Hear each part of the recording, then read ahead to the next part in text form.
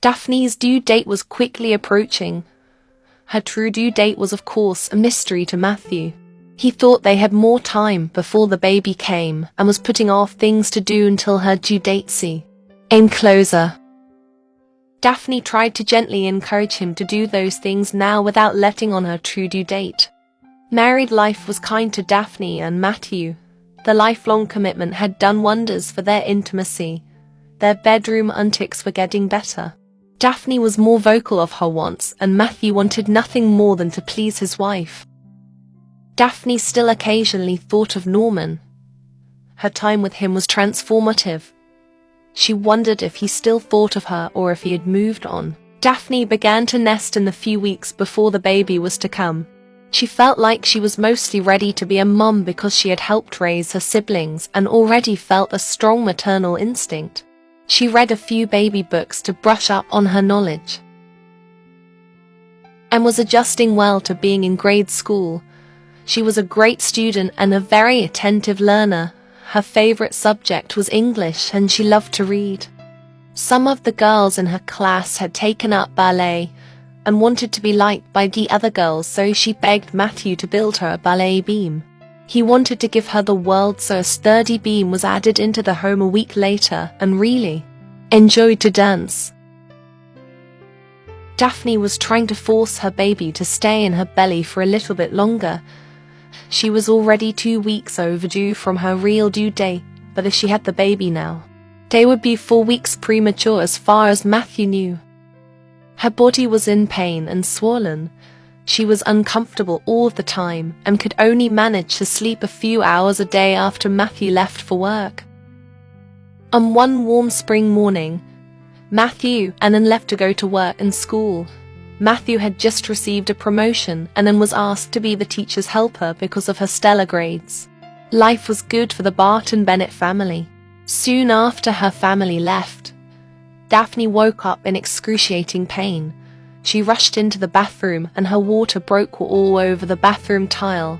Daphne was in labor. Daphne began to panic. Her husband could miss the birth of this baby. Her labor felt like it was progressing quickly. Her contractions were intense, and each wave of pain was only a few minutes apart. She went outside in an effort to distract herself. If this baby was coming today, she at least wanted to hold off on giving birth until Matthew returned home. She needed him to guide her through her labor and give her encouragement. She scrubbed dirty laundry in frigid water. She hoped that the cold temperature would shock her system enough to slow down the progression of labor. She wasn't ready to have this baby. Maybe this was God's payback for sleeping with Norman. Matthew was not the father, so she had to give birth scared and alone. After only 2 hours after her water broke, Daphne felt the overwhelming urge to push. She wanted to move to somewhere more comfortable like her bed, but the pain had rooted her in her spot. She shot down to her knees to get in a better position to push. The pain was nothing she had ever experienced before. The pure sense of panic because she was alone. She was scared. Eventually, instinct took over and she listened to her body. She pushed when she needed to and took a break to breathe when she felt too exhausted. After 15 minutes of pushing, her baby was in the world. Daphne gave birth to a healthy baby girl. The newborn was big and she could not convincingly be passed off as a premature baby. Daphne named her daughter Betsy. This was a name that she and Matthew had agreed on.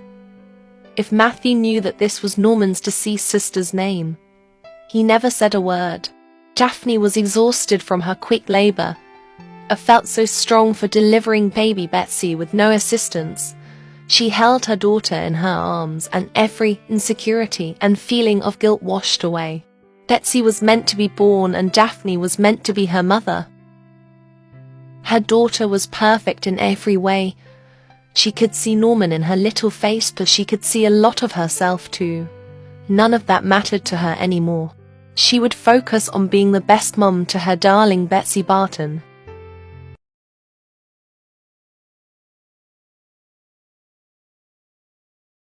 Daphne slept after making sure that Betsy was okay and fed. Her body needed to rest. She did not even hear him come home from school, and woke her up to make sure she was okay. It took a minute for Daphne to come back to reality. She had just given birth by herself and felt groggy from her deep sleep. Daphne told her that she had the baby while she had been at school. She didn't know whether to call Betsy Ann's sister or her niece, and answered that question for her when she asked if she could see her new baby sister. Anne hugged her sister fiercely. She was so happy to have another child in the home to grow up with, and was so excited to meet baby Betsy. She knew that the little girl was not her sister, but she would always treat her like one. She promised the newborn as she would be there for her for the rest of her life. She loved her so much already. Daphne broke the news that she had given birth the second that her husband walked in the door. Matthew was initially in shock and sad that he had missed the birth of his daughter. He praised his wife for being unbelievably strong. He held her close and apologized for not being there for her. He was so excited to meet his daughter, but wanted to make sure that his wife was okay first. Her labor was premature and the delivery can be traumatic for the mother. He kissed her lips sweetly and praised her for her doing it all on her own. He doted about how great of a mum she already was, and he was so lucky to have her. Matthew held his daughter and kissed her little face. He stared at her intently, trying to memorize every detail of his child. He did not see himself in her face. She took after her mother. He was grateful for that because his wife was the most beautiful woman in the world to him. He held Betsy close and inspected her. She did not seem premature. She looked big and healthy. Some women carry big babies is something his mother would always say because he and Elizabeth were large babies. Betsy's mouth did not take after Daphne's nor his own. He tried to figure out who in their families had a mouth similar. He could not place whose mouth was identical to Betsy's. He didn't care if she didn't take after him. She was the most beautiful baby, and he would be the best dad to his little girl. Daphne took to motherhood very well. She was an attentive and caring mother to her little Betsy. Their bond was instant and fulfilling for her as a mother. Betsy was a great eater, and Daphne was thankful to be able to produce enough milk to keep her daughter fed. A month after Betsy was born, Daphne felt a gnawing need to write to Norman to inform him that he had a daughter. She told him that she gave birth to a baby girl named Betsy, and she had his mouth.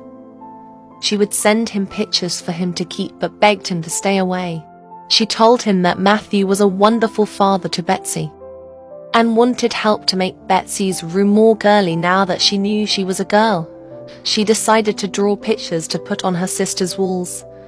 She was so excited to make something special for her. Matthew wanted to make his wife's life easier as she transitioned into motherhood. He was not the best cook, but he did his best and enjoyed his cooking. Cooking a few meals so his wife could spend time with Betsy was the least he could do. Daphne fed Betsy with her body, and that took a lot out of her. Daphne was so appreciative of her husband for being so helpful and thoughtful. However, they were partners and she did not want all of the housework to fall on him. If he cooked dinner, she insisted on doing the cleanup. Something that brought their family closer during this transitional time in their lives was eating together at mealtimes. They were able to stay connected on what was going on in each other's day-to-day lives and provide encouragement to him with her all the positive things happening in school, and worked on her homework every night after dinner time. She took pride in her schoolwork and made sure that she was turning in her best work. Her teacher has said that she is a bright girl with a bright future. Matthew and Daphne liked to be very hands-on in Anne's education. They were so proud of how intelligent and talented of a girl she was turning out to be. Daphne's life was infinitely better with her little Betsy in it. She could not get enough of kissing her sweet face and holding her in her arms. Matthew made sure to come in every night after Daphne had read and to sleep to make sure her covers were over her frame. He also gave her a goodnight kiss and prayed that she would have happy dreams. Thankfully for both Daphne and Matthew, Betsy was a sound sleeper and slept through the night. This allowed the new parents to have some much-needed one-on-one time together. Both were exhausted from work and adjusting to having a newborn, or wanted to make their marriage a priority. Daphne wanted to feel close to her husband. Daphne also had ulterior motives to initiating intimacy with Matthew. He hadn't said a word about Betsy not looking like him, but the lack of resemblance was blatantly obvious. She hoped they would soon become pregnant with a baby of their own. She desperately wanted to give Matthew a child that was biologically his. They tried for a baby soon before Betsy aged into an infant. They decided that they wanted their children to be close in age so that Betsy would have a built-in best friend. Before the Barton family knew it, it was time for Betsy to age into an infant. She had been such a delightful newborn, so her parents were curious to see who she would grow into during this next phase of life. Betsy's infant trait is that she is wiggly. She was going to be a handful for her parents.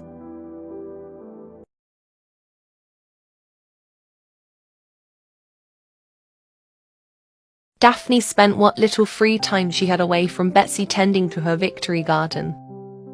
Something about watering the plants brought her back to her childhood when she helped her mother maintain her garden. It made her feel close to her mother again. The garden also caused her to think of the war. She often wondered if Norman was doing okay. He had never responded to her letters about Betsy. She figured it was better this way, and had been struggling with a loose tooth for weeks. The tooth had been dangling for days, and some of the kids at school started calling her Snaggletooth. She bravely pulled out the tooth that night at dinner to cease the name calling. She volunteered to wash the dishes that night. She hoped her adult tooth would grow in soon, because she could already hear the teasing from the other kids. Instead of Snaggletooth, they would evolve to calling her Toothless. Kids at school could be cruel. Her one saving grace in grade school was her status as a young scholar. She wasn't very popular in school because kids liked to tease her for being an orphan. The one thing that they could not tease her about was her intelligence, and she took pride in that. It made her work harder in school to be smarter than all of the other kids. Daphne missed the days when Betsy was so small and could not wiggle her way out of her grasp. She had a hard time with Betsy getting into things and trying to put everything in her mouth. She was exhausted by the end of the day. Still, she did her duty as a mother and practiced tummy time. She was patient with her daughter even though she sometimes wanted to pull her hair out. Motherhood was constantly evolving. When Daphne wasn't with Betsy, she was giving her words of encouragement while she was doing her homework. She didn't even bother to try to help the girl with her homework anymore, and had long surpassed Daphne in academic intelligence. She simply wanted to be a positive influence and sense of support for her baby sister, despite the terrible cards life had dealt her, and was thriving. Their relationship dynamic was an unconventional one. They gossiped like sisters, but Daphne felt very responsible for him like a mother would. Matthew was a hands-on father with Betsy. He didn't shy away from diaper duty like most fathers did. He both wanted to be helpful to his wife and be present for his little girl. Because of the promotions he received at work, Matthew was gone the majority of the day. He didn't want his children to think he was an absent father. So when he was home, he made the most of every moment. Sometimes Matthew could stare at his little Betsy for hours, memorizing every detail of her face. As she got older, he expected to see some of his features blossom on her face, but this wasn't the case. She looked nothing like him. Both Daphne and Matthew had patsy white skin, and yet Betsy's complexion was tanned. She had brown hair even though neither of her parents had brown hair. Matthew tried not to think anything of it. He didn't know the first thing on how genetics worked. Betsy not favoring his looks did not affect how he felt about being her father. He loved his little girl more than anything in the world. Being her father was the single best thing to ever happen to him. however, he could not shake the gut feeling that something was off, not right, and was an extremely versatile child. Some days she relied heavily on her creative side and spent the entire day making silly paintings. Other days, she conjured her eccentric sigh. Matthew had built her a table that she could perform experiments on. They were learning about chemistry in school and wanted to test what she was learning for herself. She felt as though the world was her oyster and she could choose to do anything she wanted. Daphne and Matthew had been trying for a baby for over a year now. Daphne began to panic that the explosion that Matthew had been in had caused him to be infertile. How could she explain Betsy if Matthew could not have children of his own? Matthew tried to keep Daphne's spirits up. They would become pregnant when the time was right. They already had one beautiful child. They would have another before they knew it. Daphne focused her energy on Betsy instead of falling into the depths of despair, thinking that she could never have a child with her husband. She would have a harder time conceiving if she and Matthew were under stress. She nourished Betsy with her body and showered her with love. One reason that they could be having a hard time conceiving was because of the stress that Matthew is under. He was in the beginning stages of burnout. He wished that he felt passionate about his job, but the only place he felt excited to be was at home with his family. Matthew tried to read books about different hobbies so he can have an outlet to decompress from his work, but nothing piqued his interest. He went back to knitting as he had done immediately following his return from the war. It had helped him through his feelings just as it had done those years ago. He made clothes for Betsy, and also found himself knitting tiny clothes for a newborn. He hoped they would be blessed soon. It was as if Matthew's prayers had been answered that very month. Daphne began to experience what she had hoped was morning sickness. She did not want to get she or Matthew's hopes up, but really wanted this. Despite the large age gap between Anne and Betsy, they had an extremely close bond, and never got tired of making silly faces just to listen to Betsy laugh. She was looking forward to Betsy aging up into a toddler because they could have even more fun together. After the 3 full weeks of experiencing morning sickness every morning like clockwork, Daphne was convinced that she was finally pregnant with Matthew's baby. Daphne had Matthew pick up a pregnancy test from the pharmacy one day after work. She had worried for months that Matthew could not even have children of his own, so the possibility of it happening was beyond nerve-wracking for her. She saw the 2 pink lines and felt shocked yet completely overjoyed.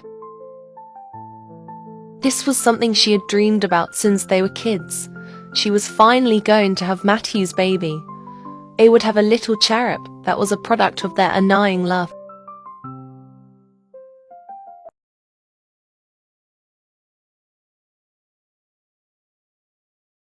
Daphne told her husband the results of the pregnancy test.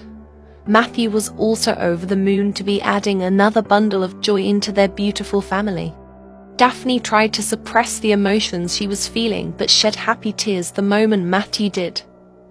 It was finally happening. Daphne had not been happy like this in a very long time. She grabbed Matthew excitedly and pulled him into a passionate kiss, nearly knocking him off of his feet. It was a strange kind of closure for Daphne. Everything had worked out and they were now having a baby of their own. Daphne told Anne soon after breaking the news to her husband, and was the heart of their family, and they wanted to share every happy moment with her, of course. Anne was ecstatic to have another sibling to love. Daphne invited her baby sister to feel her little bum, and was very excited to do so. She hoped the baby in Daphne's belly was a girl. She thought that their family would feel complete with one more girl. Daphne was inclined to agree, and shared the news of Daphne's pregnancy with Betsy. She was too young to really understand, but Anne raved about the news for weeks. She told Betsy that she would be a big sister, so she would have more responsibilities, just like Anne did when Betsy was born. Daphne overheard Anne's conversation with Betsy, and it warmed her heart. She tucked her in and kissed her baby sister after she had gone to sleep.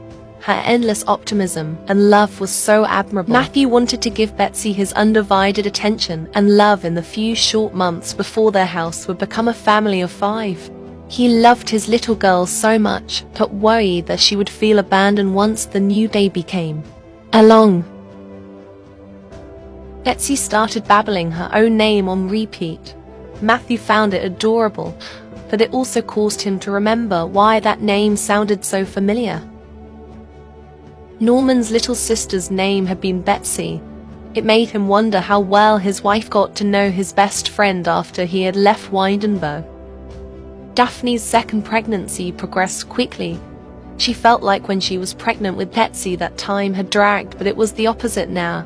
Time truly flew by. She was well into her second trimester when she baked Betsy's birthday cake. She could not fathom that she was about to have both a toddler and a newborn.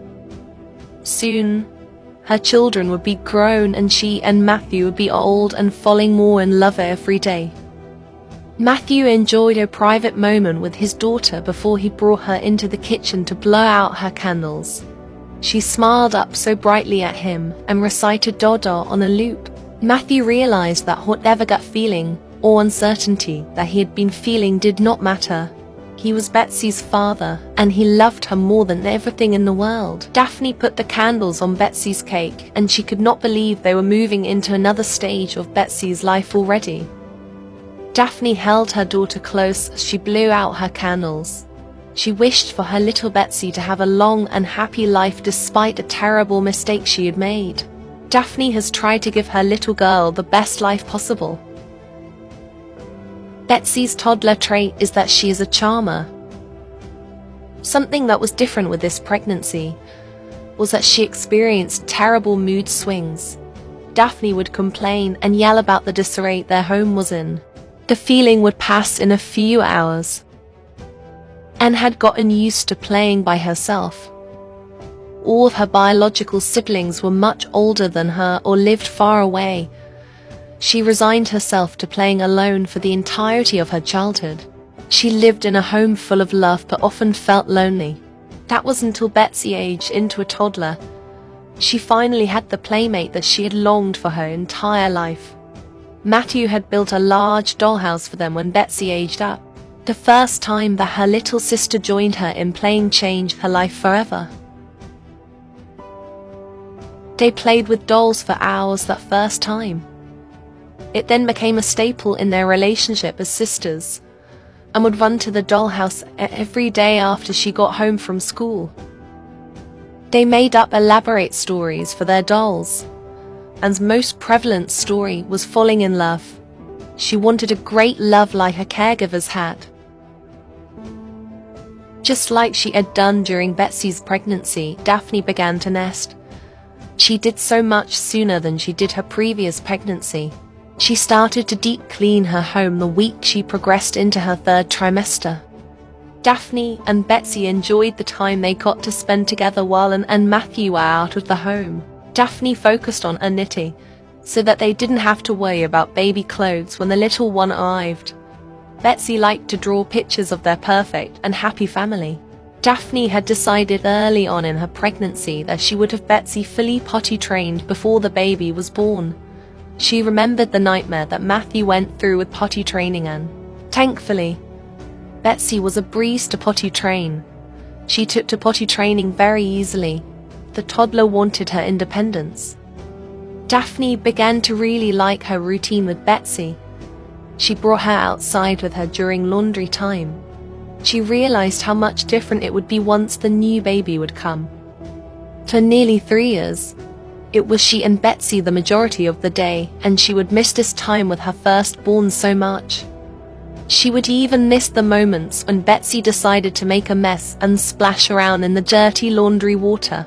She hadn't fully come to terms with how much their family dynamics would change once the new little one would arrive.